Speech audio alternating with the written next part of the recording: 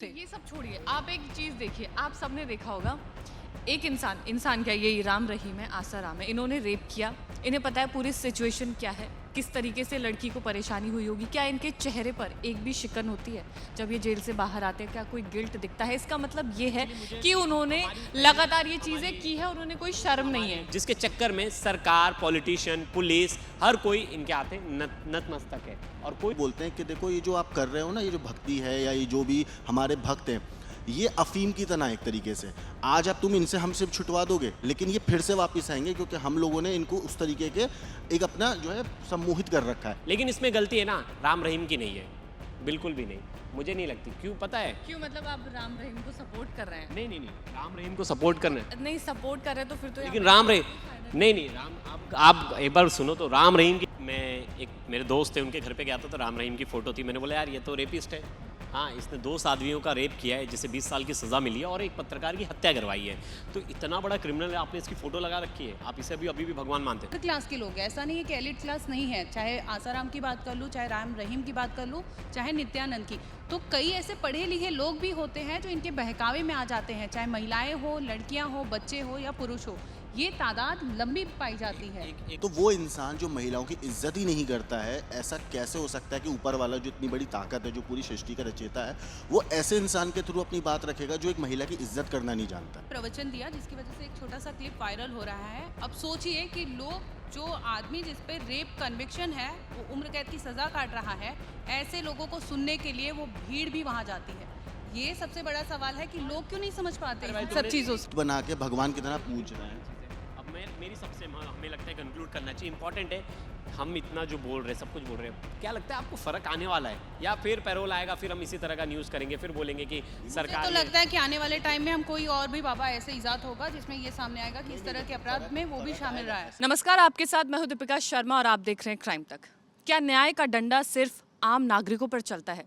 क्योंकि जो रेप करने वाले, जो खुद को धर्म गुरु बताते हैं, वो तो आज़ाद घूम रहे हैं, चाहे राम रहीम हो या आसाराम बापू हो। इनके हज़ारों लाखों फॉलोअर्स हैं जो इनको देवता मानते हैं, लेकिन रेप के मामले में ये जेल भी जाते हैं, जेल से पेरोल पर या फरलो पर ये बाहर आ जाते हैं। लेकिन अभी भी लोग ये नहीं समझ पा रहे हैं कि आखिर इन लोगों को ये फॉलो क्यों कर रहे हैं। जेल से बाहर आने के बाद भी ये अपने आप को धर्म गुरु बताते हैं और लोगों को ज्ञान देते हैं और उन्हें समझाने की कोशिश करते हैं, लेकिन तब भी लोगों के दिमाग में ये नहीं आ रहा है कि आखिर इन्हें अब करना क्या है, उन्हें किस पाथ पर जाना है। आज हम इसी बात पर चर्चा करेंगे कि कैसे धर्म गुरुओं ने लोगों को अपने वश में किया हुआ है। जो आम नागरिक हैं, जो जनता है, वो ये समझने को तैयार नहीं है कि उन्हें अपने भविष्य के साथ वो कितना बड़ा खिलवाड़ कर रहे हैं। तो आज इन तमाम धर्म गुरुओं पर बातचीत होगी, तमाम लोगों पर बातचीत होगी, लेकिन वो धर्म गुरु जिन्होंने रेप किया है, जिन्होंने लोगों को अगवा किया है और अपने काले कारनामों को ये छुपाते फिरते हैं, लेकिन अपनी इतनी पावर रखते हैं कि ये लोग जेल से बाहर आ जाते हैं। तो सबसे पहले बात होगी राम रहीम की। देखिए ये 13वीं बार है, मतलब 13वीं बार अब इसे फरलो मिलने जा रही है, मतलब 13वीं बार ये जेल से बाहर आ रहा है। किसी आम इंसान की बात करें, किसी आम कैदी की बात करें जो जिसे सज़ा मिल चुकी है और जो जेल की सज़ा काट रहा है, उसे इतने परलो मिलेगा ही नहीं, पॉसिबल ही नहीं है, उसके लिए कोई स्पेशल राइट्स नहीं, कुछ नहीं है, उसकी रिजेक्ट कर दी जाएगी। लेकिन ये इतना पावरफुल है, इसके इतने फॉलोअर्स हैं, जिसके चक्कर में सरकार, पॉलिटिशियन, पुलिस, हर कोई इनके आते नतमस्तक है और कोई नहीं चाहता कि भाई ये बाबा जी जेल में रहे। और इसका सीधा उदाहरण है, देख लीजिए, वापस से आ रहा है, फिर 21 दिन अपने डेरा सच्चा सौदा के आश्रम में रहेगा और वहाँ सिरसा वाले आश्रम में और लोगों को ज्ञान देगा। वो ज्ञान हज़ारों फॉलोअर्स सुनेंगे, लेकिन इसमें गलती है ना राम रहीम की नहीं है, बिल्कुल भी नहीं, मुझे नहीं लगती। क्यों पता है? क्यों, मतलब आप राम रहीम को सपोर्ट कर रहे हैं? नहीं, राम रहीम को सपोर्ट करना है, नहीं सपोर्ट कर रहे तो फिर तो लेकिन राम रहीम नहीं, राम आप एक बार सुनो तो राम रहीम की गलती नहीं है, ये गलती है ना हमारे समाज के लोगों की है। ऐसे क्रिमिनल्स को इतने ज़्यादा फॉलोअर्स सपोर्ट करते हैं, इतना बड़ा क्राइम करने के बाद भी लोग ही उसे सपोर्ट कर रहे हैं, लोग उसके आश्रम में जा रहे हैं, लोग उसका अभी भी जो ज्ञान देता है वो सुनते हैं। तो पॉलिटिकल लोगों को लगता है, सरकार को लगता है कि भाई इसके पास अच्छा खासा वोट बैंक है, ये बंदा जेल में रहेगा तो हमें इफेक्ट पड़ेगा, ये बाहर आएगा तो हमें फ़ायदा दिलाएगा। इसके लिए सरकार भी खुले तौर पर आके मदद करती, बार बार फरलो परलो सब चीज़ मिलता रहता है आराम से इजीली। फिर 21 दिन के लिए बाहर, फिर 21 दिन ज्ञान देगा, फिर जेल में जाएगा, कोई फ़ायदा नहीं है ना, फिर सज़ा दे ही क्यों रहे हो? मेन बात यह है कि लोग बेवकूफ़ बन रहे हैं और लोगों का सपोर्ट इन लोगों को मिल रहा है, जिसके चलते ये लोग इतने बड़े बन चुके हैं कि ना इन्हें सरकार का डर है, ना किसी न्यायपालिका का डर है। इन्हें जो करना है वो ये कर ये रहे क्या हैं। पहला केस थोड़ी ना है, इससे हाँ, पहले भी बहुत इससे सारे पहले केसेस मैं हैं। बता दूं कि हाल फिलहाल में हमने देखा कि अभी राम रहीम की बात किया, लेकिन इससे पहले आसाराम का भी आपने देखा होगा। साल 2013 में जैसे उन्होंने एक नाबालिग बच्ची के साथ यौन उत्पीड़न किया था, जिसे लेकर 2018 में उन्हें कन्विक्ट पाया गया और उन्हें सज़ा होती है उम्र कैद की। लेकिन यहाँ बात ये करेंगे कि जो इंतरिम बेल मिली है, आपको बता दें कि वहाँ कंडीशंस रखे गए थे, लेकिन हाल ही में आसाराम ने निकलने के बाद, जेल से निकलने के बाद एक सोशल मीडिया पर उनका क्लिप वायरल हो रहा है, जिसे लेकर उनकी ज़मानत पर जो कोर्ट है उन पर सवाल उठाए जा रहे हैं कि इस तरह के लोगों को बाहर आने की अनुमति क्यों दी जाती है। भले ही कंडीशंस थी कि मेडिकल कंडीशंस पे वो बाहर आए हैं कि उन्हें इलाज कराना है, जिसकी वजह से वो बाहर आते हैं, लेकिन बता दें कि बाहर आने के जो कंडीशंस है जो कोर्ट ने रखे थे उससे वो फॉलो नहीं करते हैं, जिसकी वजह से उन्हें फटकार भी लगी है कोर्ट से। आपको बताऊं, ना सिर्फ राम रहीम या आसाराम या फिर कोई भी बाबा, अभी रिसेंटली जो एक बहुत ज़्यादा फेमस हुए थे सोशल मीडिया पे, मेरा यशु यशु वाले बाबा बजिंदर सिंह, वो भी अब जेल के अंदर हैं और वो तो रेप केस के अंदर हैं। और यहाँ तक कि जो मीडिया रिपोर्ट्स आई थी उसमें ये बताया गया था कि बजिंदर सिंह को जब 7 साल पुराने रेप केस में सज़ा सुनाई थी तो वो कोर्ट के अंदर गिड़गिड़ाने लगा। वो बोलता है, जो मतलब दावा करता था कि मैं कोई भी भूत प्रेत उतार दूंगा, किसी की भी कैंसर जैसी बीमारियों को ठीक करने का दावा कर रहा था वो इंसान, वो कोर्ट के अंदर गिड़गिड़ाता है, कहता है कि मेरे बच्चे छोटे हैं, मेरी बीवी बीमार है, मुझे माफ़ कर दिया जाए, मेरे पैर में रॉड डली हुई है। लेकिन 7 साल पुराना वो केस जिसमें एक महिला को इसने अपने सेक्टर 63 स्थित घर पे लेके गया था और वहाँ जाके उसका रेप किया, वीडियो बनाया, फिर उसको ब्लैकमेल किया। हाँ, और अब सोचिए अभी भी लोग उसके अंधविश्वास में इतने ज़्यादा भक्त बन चुके हैं कि कोई भी उसको बुरा मानने को तैयार नहीं है। अब जो पीड़िता है, एक और केस में ये जेल के अंदर गया था जिसमें अभी कुछ दिन पहले ही एक फीमेल थी, उसने बताया था कि जो विजेंद्र सिंह है उसने रेप क्या कहते हैं आपत्तिजनक हालात में उसको छूने की कोशिश करी, उत्पीड़न किया बेसिकली, तो उसमें लड़की ने कंप्लेन करी। अब उस केस में जो उसके फॉलोअर्स हैं वो सोशल मीडिया पर वीडियो डाल रहे हैं, पोस्ट डाल रहे हैं और उस लड़की की पहचान जो है उजागर कर रहे हैं और यहाँ तक कि धमकी दे रहे हैं उसके परिवार को मारने की। तो सोचिए उसके अंधभक्त अभी भी हैं लोग, और इतने ज़्यादा अंधभक्त हैं जब कोर्ट में प्रूव हो गया है कि उसने रेप किया है, उसके बावजूद उसके बावजूद उसे फॉलो कर रहा यहाँ है। पे मेरा सवाल ये है कि क्या लोगों को ये दिखता नहीं है, क्योंकि कोर्ट ने कुछ तो एविडेंस होंगे तभी कन्विक्ट माना है, चाहे वो बजिंदर की बात कर ले, राम रहीम की बात कर ले, आसाराम की बात कर ले, ऐसे कई ऐसे अनगिनत नाम मिल जाएंगे जहाँ पर बाबाओं ने इस तरह से अपराध को अंजाम दिया। लेकिन बड़ा सवाल ये उठता है कि लोग और भीड़ क्यों नहीं समझ पाते, उनके फॉलोअर्स क्यों नहीं समझ पाते, और फिर भी वो बाहर आते तो उनसे मिलने की तादाद आप देखेंगे भीड़ लगी रहती है। बहुत भीड़ अभी देखिए अब इसीलिए तो सरकार प्रेशर में आती है। वो सरकार सोचती है और बाकी भी प्रशासन जो जेल में वर्क कर रहे हैं उन लोग सोचते हैं इसके अच्छे खासे फॉलोअर्स है तो इसकी पकड़ स्ट्रांग है, अगर इसको हमने नाराज कर दिया, अगर इसने अपने फॉलोअर्स को बोल दिया जेल में से इसे वोट मत दो, तो वोट बैंक। लेकिन देखा जाए अगर वोट बैंक की भी बात करें तो राम रहीम जिस सीट पे गया था, जिस सीट पे उसका प्रभाव पड़ा है, वहाँ वो पार्टी हारी है जिस पार्टी को उसने सपोर्ट किया है। ये उसका पिछला हिसाब किताब रहा है। एक इंपॉर्टेंट चीज़ है जो परलो और फरलो को लेकर कहा जाता है कि केंद्र सरकार ने, केंद्र गृह मंत्रालय ने 2020 में एक गाइडलाइंस जारी की थी कि किसे और कब फरलो मिल सकता है, पैरोल मिल सकता है। तो देखिए आपने ये 5 पॉइंट नोटिस करना, फिर आप बताना क्या इसे इस हिसाब से मिलना चाहिए था। पहला था ऐसे कैदी जिनकी मौजूदगी समाज में खतरनाक हो या जिनके होने से शांति और कानून व्यवस्था बिगड़ने का खतरा हो, उन्हें रिहा नहीं किया जाना चाहिए। ये पहली चीज़।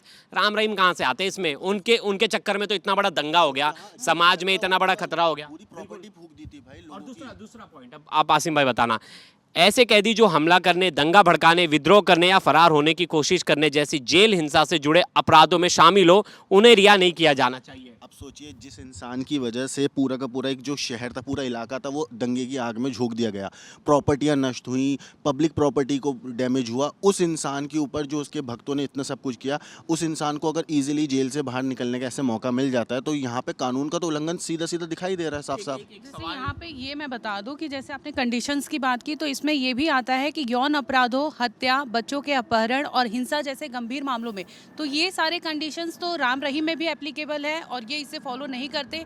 आसाराम में भी एप्लीकेबल है, वो भी फॉलो नहीं करते, फिर भी उन्हें मिलता है। यही जैसे रेप का केस होता है या बच्चों को अगवा करना या उनके साथ कुछ भी तरीके से उन्हें टच करना, तो ऐसे में एक और बाबा तो भाग भी गया था। बिल्कुल एक और हाँ बाबा जी हैं जो ये दावा करते हैं कि वो अपना अलग देश बनाएंगे और वहाँ पर पता नहीं कितने लोगों को वो रखेगा। हाँ, इनका नाम है नित्यानंद बाबा, जो रेप का इन पर आरोप लगा हुआ है। लेकिन खैर ये तो देश छोड़कर ही भाग गए, लेकिन यहाँ पर भी होते, यहाँ पर भी होते तो भी क्या होता, तो भी निकल जाते, जेल से बाहर आ जाते। 2010 में इनके ऊपर आरोप लगा था इस बाबा के ऊपर, जो अंग्रेज़ी में अपना ज्ञान देते हैं, लोगों को अपने आसपास बिठाकर रखते हैं और देश के सबसे अमीर बाबा ये माने जाते हैं। और दावा किया है इन्होंने ही कि यूएन भी ये दावा करता है कि ये एक नया देश बनाएंगे अमेरिका में, जहाँ पर इन्होंने जगह खरीदी है, क्योंकि पैसा जाहिर सी बात है बहुत ज़्यादा है। भक्त इनके पास एलीट क्लास वाले हैं जो अंग्रेज़ी सुनते हैं, समझते हैं, तो पैसों की बौछार है, जिसके बाद इन्होंने ज़मीन का टुकड़ा लिया है, जिसे ये दावा करते हैं कि अलग देश बनाएंगे। लेकिन फ़िलहाल ये भारत से फ़रार हो चुके हैं और इनके ऊपर भी अमेरिकी लेडी ने ही रेप का आरोप लगाया था। चीज़ बताता हूँ।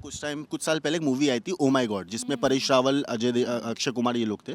तो उसमें ना एक क्लाइमेक्स के अंदर एक सीन है जिसमें मिथुन चक्रवर्ती जो एक बाबा बने होते हैं, किरदार निभाते हैं, वो बोलते हैं कि देखो ये जो आप कर रहे हो ना, ये जो भक्ति है या ये जो भी हमारे भक्त हैं, ये अफीम की तरह एक तरीके से। आज आप तुम इनसे हमसे छुटवा दोगे, लेकिन ये फिर से वापस आएंगे, क्योंकि हम लोगों ने इनको उस तरीके के एक अपना जो है सम्मोहित कर रखा है। तो बात वही है कि इन लोगों ने कर क्या रखा है कि जो भक्त हैं उनको दुख तकलीफ से निजात दिलाने के लिए ना झूठी तसल्लियाँ, झूठे दावे करके, झूठी मनगढ़ंत कहानियाँ बना के उन लोगों को एक अपने दिमाग में मनोवैज्ञानिक तौर पे साइकोलॉजी की में उस तरीके से फंसा दिया है कि लोग निकल ही नहीं पा रहे। एग्जैक्टली जैसे हमने देखा है, इनके फॉलोअर्स अगर देखेंगे तो हर क्लास के लोग हैं, ऐसा नहीं है कि एलिट क्लास नहीं है। चाहे आसाराम की बात कर लूँ, चाहे राम रहीम की बात कर लूँ, चाहे नित्यानंद की, तो कई ऐसे पढ़े लिखे लोग भी होते हैं जो इनके बहकावे में आ जाते हैं, चाहे महिलाएं हो, लड़कियां हो, बच्चे हो या पुरुष हो। ये तादाद लंबी पाई जाती है। एक मेरे दोस्त थे, उनके घर पे गया था, तो राम रहीम की फ़ोटो थी। मैंने बोला यार ये तो रेपिस्ट है।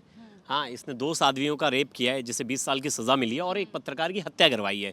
तो इतना बड़ा क्रिमिनल है, आपने इसकी फ़ोटो लगा रखी है, आप इसे अभी भी भगवान मानते हैं। तो बोलता है अरे आपके पिता अगर आप कुछ गलत कर देंगे तो क्या आप उन्हें छोड़ दोगे? मैं बोला यार किस मेंटेलिटी में जी रहे हो? अगर मेरे पिता भी गलत करेंगे तो उसके खिलाफ मैं बोलूंगा, आप उसे एक्सेप्ट थोड़ी ना करोगे। कोई गलत कर रहा है। बात है ना, जितने लोग ये सपोर्ट कर रहे हैं, इनके घर में ऐसा कुछ नहीं हुआ है। इनके घर में तो ऐसा कुछ नहीं हुआ, ना इनकी बहन के साथ रेप हुआ है, ना इनकी माँ के साथ हुआ है। तो ये लोग क्या करते हैं, उनको गुरु मान लेते हैं, भगवान मान लेते हैं। वहीं अगर इनके साथ ऐसा होता, ये जो 2 साध्वी थे, इनके भी पिता पहले इनके भक्त थे, बाद में जब इनकी बेटियों के साथ इन्होंने गलत किया तब जाके वो उसके खिलाफ आवाज़ उठाए। और बिल्कुल सोसाइटी के लोगों की ही पूरी तरह से नाकामी है कि ऐसे लोगों को सपोर्ट करते हो तो भाई सरकार और प्रशासन नतमस्तक हो जाते हैं। बिल्कुल, क्योंकि मैं बताती हूँ ना, लोग जिस तरीके से सपोर्ट करते हैं, अगर इन्हें पुलिस पकड़ कर ले जा रही है, इनके साथ कोई भी एक्शन ले रही है, तो लोग सड़कों पर उतर आते हैं, प्रोटेस्ट करने लग जाते हैं, क्योंकि उनको कहीं ना कहीं उन्हें पैसे दिए जाते हैं, उनकी ज़रूरतों को पूरा किया जाता है। अब एक गरीब आदमी है, वो सड़कों पर आएगा, वो सड़क पर उतर कर आएगा क्योंकि उसे पैसे चाहिए। इनके पास पैसा अनलिमिटेड है, ये तो पैसों की बौछार कर सकते हैं। तो कहीं ना कहीं सब कुछ इंटरकनेक्टेड है। 2017 या 18 के आसपास की बात है, आई थिंक 2016 या 17 के आसपास दिल्ली में बुक फेयर होता है। तो उस बुक फेयर में हम लोग जब कॉलेज टाइम पे थे तो हम लोग अपने असाइनमेंट के लिए गए थे किसी काम से वहाँ पे। तो वहाँ पे ना आसाराम के बाकायदा जो उनके भक्त थे उन लोगों का पूरा स्टॉल था, और उस पर तकरीबन 2-2.5 फीट के आसाराम की प्रॉपर एक फ़ोटो लगी हुई, उसके ऊपर पूरी अगरबत्तियाँ लगा रखी। तो वहाँ पे उस टाइम तक आसाराम को जेल का हो चुका था कि उसने इतना बड़ा कांड किया है। तो वहाँ पे मेरी एक फ्रेंड थी, उसने पूछा कि सर ये आपने इनका फ़ोटो क्यों लगा रखा है, ये तो इस ऐसे ऐसे केस में पकड़े गए हैं।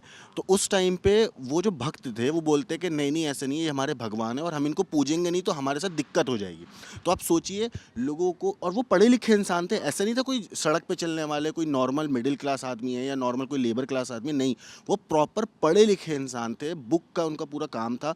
तो सोचिए वो जैसे लोग जो पढ़े लिखे हैं, अगर वही इन लोगों की बातों में उस लेवल पे आए हुए हैं, तो इन लोगों ने किस लेवल पे जाके इंसानों की मेंटेलिटी से खिलवाड़ किया है। बात मैं ये करना चाहूँगी कि कहीं ना कहीं ये मेंटली लोगों से खेलते हैं। ये बाबाएं जितने भी आते हैं, अभी हाल फिलहाल में भी कई ऐसे बाबा हैं, आप इंस्टाग्राम पे रील्स देखेंगे तो कई वायरल होते हैं, जिसमें बाबा तरह तरह के प्रावधान देते हैं। मुझे याद है कि एक बाबा ऐसे थे, हाँ, एक बाबा ऐसे थे जो बोलते थे कि अगर तुम्हारे पास कोई दिक्कत है तो समोसा खा लो, ठीक हो जाएगा। कुछ ऐसे भी बाबा थे कुछ पहले, हाँ, चटनी समोसे के साथ खा लो, ठीक ये हो जाएगा, कृपा बनी रहेगी। तो ये ज़रूरत है, मुझे लगता है ना कि लोगों की भी, समाज की भी रिस्पॉन्सिबिलिटी है कि अगर ऐसे बाबा आपके सामने आते हैं, कई बाबा ऐसे सामने आए हैं जो कन्विक्टेड है केसेस में, तो आपको ज़रूरी है। नहीं मानेगा नहीं समाज जय इतना मुझे लगता ज़्यादा है अंधा हो नहीं चुका मेरी है। समाज खेला जाता है अरे क्योंकि एक लोगों बहुत के मजेदार चीज इमोशन से बताता खेला हूँ। देखो जाता है। देखो एक बात सुनो, एक आम आदमी है, उसकी जिंदगी में क्या परेशानी होती है? नौकरी की दिक्कत होगी, शादी की दिक्कत होगी, बीमारी होगी, परिवार में कोई कलेश होगी, ये 4-5 मुद्दे होते हैं। अब ये लोग क्या करते हैं, उन्हीं 4-5 मुद्दों पे जो है ना सामने वाले के दिमाग से खेलते हैं। अच्छा तुम्हारी लाइफ में ऐसा हो रहा है, नहीं नहीं तुम ऐसा करोगे ऐसा हो जाएगा, मतलब तुम्हें नौकरी नहीं है। एग्जैक्टली क्योंकि चार देखो हम एक नॉर्मल इंसान, नहीं नहीं सुनो सुनो सुनो, एक नॉर्मल इंसान की जिंदगी में 4 से 5 चीजें ही हैं जो परेशानी क्रिएट करती हैं, और हाँ ये उसी में खिलवाड़ करते हैं। हाँ उस बिहाफ पे ये लोग खेलते हैं लोगों से और बनाते हैं देखिए, ऐसे। इन्हें भी पता है इनके पास जो आएगा वो शख्स परेशान है। वो परेशान है तो उसे बोलेंगे क्या परेशानी है, ये करना पड़ेगा, मुझे तुम्हारा भविष्य दिख रहा है, तुम्हारे भविष्य में ये अड़चने हैं, तुम अभी भगवान के उसमें चले जाओ श्रद्धा में, और ये तमाम तरीके की चीज़ें। ऐसा होता है, मतलब बहुत बहुत मोस्ट कॉमन चीज़ है कि हम सब में कोई ना कोई हर चीज़ से बिलीव के साथ जुड़ा है। लेकिन बिलीव होना अच्छी चीज़ है, लेकिन बिलीव के नाम पे आपको डर अंधभक्त तभी पैदा होता है। आपको डर दिखाए तुम ये नहीं करोगे ऐसा हो जाएगा।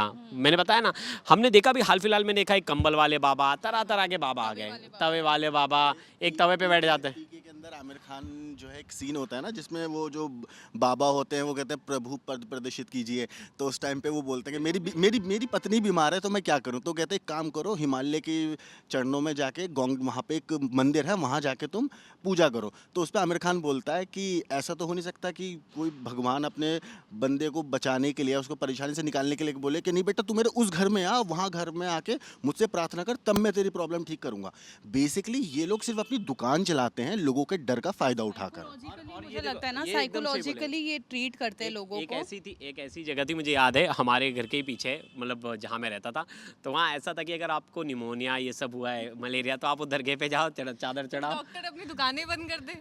ये हाँ, अब डॉक्टर ये तो लोग दुकान बंद बिल्कुल, ये बजिंदर क्या करता था, बोलता था ये बच्ची बोलती नहीं थी, बोलने लगी, और लोग विश्वास करते थे, उसकी वीडियो देखते थे। मुझे इतना फनी लगता था वीडियो अभी भी, और मैं सोचता ये लगता था कितने कैसे लोग मतलब अनपढ़ हो गए हैं कि किसी भी चीज पर आप क्या हो गया चिराग जी, विश्वास ये कर- फायदा किसका उठाते, चिराग ये जी नहीं ये है मिड यहाँ पे। ये हाँ सॉरी आसिम भाई, ये फायदा किसका उठाते, जो भी हमारे जो मिडिल क्लास और लोअर मिडिल क्लास के जो लोग हैं, मजबूर लोग, उन्हीं का, परेशान का, बस। भाई आप सोचो कि बिजेंद्र जैसा इंसान जिसके ऊपर ऑलरेडी एक महिला से रेप केस का चल रहा था जिसमें उसे सजा हुई, दूसरा एक महिला पे यौन उत्पीड़न की वजह से उसको हुआ, तीसरा एक महिला के ऊपर उसने बुक फेंक के मारी जो उसकी ऑलरेडी भक्त थी, जो काफ़ी सालों से उसके लिए काम कर रही थी। तो वो इंसान जो महिलाओं की इज्जत ही नहीं करता है, ऐसा कैसे हो सकता है कि ऊपर वाला जो इतनी बड़ी ताकत है, जो पूरी सृष्टि का रचयिता है, वो ऐसे इंसान के थ्रू अपनी बात रखेगा जो एक महिला की इज्जत करना नहीं जानता है। अब इसका मैं काउंटर करूंगी। जैसे अभी आसाराम को इंतरिम जमानत मिली है और ग्राउंड ये था कि उन्हें मेडिकल कंडीशंस थी जिसकी वजह से उन्हें इंतरिम बेल मिलती है, लेकिन उन्होंने वहाँ पे आके एक प्रवचन दिया जिसकी वजह से एक छोटा सा क्लिप वायरल हो रहा है। अब सोचिए कि लोग, जो आदमी जिस पे रेप कन्विक्शन है, वो उम्र कैद की सज़ा काट रहा है, ऐसे लोगों को सुनने के लिए वो भीड़ भी वहाँ जाती है। ये सबसे बड़ा सवाल है कि लोग क्यों नहीं समझ पाते इन सब चीज़ों से। ये सब छोड़िए, आप एक चीज देखिए, आप सबने देखा होगा, एक इंसान क्या, ये राम रहीम है, आसाराम है, इन्होंने रेप किया, इन्हें पता है पूरी सिचुएशन क्या है, किस तरीके से लड़की को परेशानी हुई होगी, क्या इनके चेहरे पर एक भी शिकन होती है जब ये जेल से बाहर आते हैं, क्या कोई गिल्ट दिखता है? इसका मतलब ये है कि उन्होंने लगातार ये चीजें की है, उन्होंने कोई शर्म नहीं है। गाने बनाता है नहीं हमारे गाने बना रहा है हमारी में एक बड़ी गलती होती है जब हम इन्हें डिनोट करते हैं बाबा राम रहीम, बाबा नहीं, बलात्कारी राम रहीम, बलात्कार, जब इनके साथ जो इन्होंने क्राइम किया उसके साथ इनका टाइटल तो यही है कि रिमाइंड करते रहे लोगों को ना कि इस तरह के अपराध में ये शामिल रहे हैं। मुझे लगता है जनरेशन बहुत एक्टिव हो गई, जिस तरह हम बात कर रहे हैं उस तरह आने वाली जनरेशन, अब मुझे लगता है जो हमारे पेरेंट्स थे, पुरानी थोड़ी सी जनरेशन थे, उन्हें एक्सेप्ट करना थोड़ा मुश्किल हो रहा है। लेकिन मुझे लगता है अब जो हाल फिलहाल वाला जनरेशन है वो इन पाखंडियों के चक्कर में आने वाला नहीं है। में ऐसा था जब हमारे देश के नाम नहीं लूंगा लेकिन हमारे देश के बहुत बड़े बड़े नेता आसाराम के दरबार में जाके माथा टेकते थे, फूल चढ़ाते थे। एग्जैक्टली भाई वही पॉइंट है, क्योंकि उस टाइम पे लोगों को यही लग रहा था अच्छा इनके फॉलोअर्स ज़्यादा, हम इनको पूजेंगे तो हमारा वोट बैंक सिक्योर हो जाएगा। उस चक्कर में ये अभी भी होता है, लेकिन अभी इन लोगों के दरबार नहीं सज रहे हैं। प्रॉब्लम, हाँ एग्जैक्टली देखो उन लोगों को ये है कि कहीं ना कहीं इन लोगों से फ़ायदा होता है और इसी वजह से वो उन लोगों को सपोर्ट भी करते हैं। लेकिन प्रॉब्लम हमारे समाज में आज भी यही है कि लोगों को सबसे ज़्यादा ज़रूरत है जागरूकता फैलाने की, अब सही गलत की पहचान करने की। कोई लड़की अगर किसी के साथ रेप जैसी घिनौनी वारदात हुई है तो आप सोच सकते हैं कि उस लड़की पे उसके परिवार पर क्या गुजर रही होगी, और ऐसे इंसान को लोग भक्त बना के भगवान की तरह पूज रहे हैं। चीज़ें अब मेरी सबसे हमें लगता है कंक्लूड करना चाहिए, इंपॉर्टेंट है हम इतना जो बोल रहे हैं, सब कुछ बोल रहे हैं, क्या लगता है आपको फ़र्क आने वाला है या फिर पैरोल आएगा, फिर हम इसी तरह का न्यूज़ करेंगे, फिर बोलेंगे कि मुझे सरकार तो ये- लगता है कि आने वाले टाइम में हम कोई और भी बाबा ऐसे इजाद होगा जिसमें ये सामने आएगा कि इस तरह के अपराध में वो भी शामिल रहा है। ऐसा नहीं है कि ऐसा नहीं है कि फ़र्क नहीं ऐसा नहीं है कि फ़र्क नहीं पड़ेगा या समाज में लोग जागरूक नहीं हो रहे हैं। इन लोगों के सपोर्टर्स की तादाद कम हुई है, मैं ये नहीं कह रहा कि ख़त्म हो गई है, लेकिन काफ़ी हद तक कम हो गई है जब लोगों को सच्चाई का पता चला है। तो उम्मीद करते हैं आने वाले सालों में ये जो थोड़े बहुत भक्त हैं उनको भी समझ में आएगा कि सही और गलत क्या है, और वो ऐसे बाबाओं के चक्करों में आना बंद करेंगे और जो सही गलत का फैसला करके अपनी ज़िंदगी को सही तरीके से चलाने की कोशिश करेंगे। बाकी हमारे व्यूअर्स बहुत समझदार हैं, वो इस चीज़ों पे अपनी राय ज़रूर रखेंगे और हमें बताएंगे कि हम लोगों को ऐसे जो बाबा होते हैं इन लोगों के खिलाफ क्या जनता को कदम उठाना चाहिए, इन लोगों से कैसे बचना चाहिए। आपकी जो भी राय है हमें कमेंट करके ज़रूर बताइएगा। और पंचायत में आप क्राइम तक पंचायत में ऊपर क्या क्या खबर आप देखना चाहते हैं हमें मेल कीजिए, हम अपनी मेल आईडी कमेंट बॉक्स में पिन कर देंगे, आप उसमें मेल कीजिए और #क्राइम तक पंचायत डाल के मेल में आप एक्सेप्ट हम लोग को लिख के बताइए कि आप किस टॉपिक पे देखना चाहते हैं। बाकी देश और दुनिया की जो भी क्राइम की खबरें हैं, छोटी से छोटी बड़ी से बड़ी हर क्राइम की खबर देखने के लिए क्राइम तक को सब्सक्राइब करें। बहुत बहुत शुक्रिया।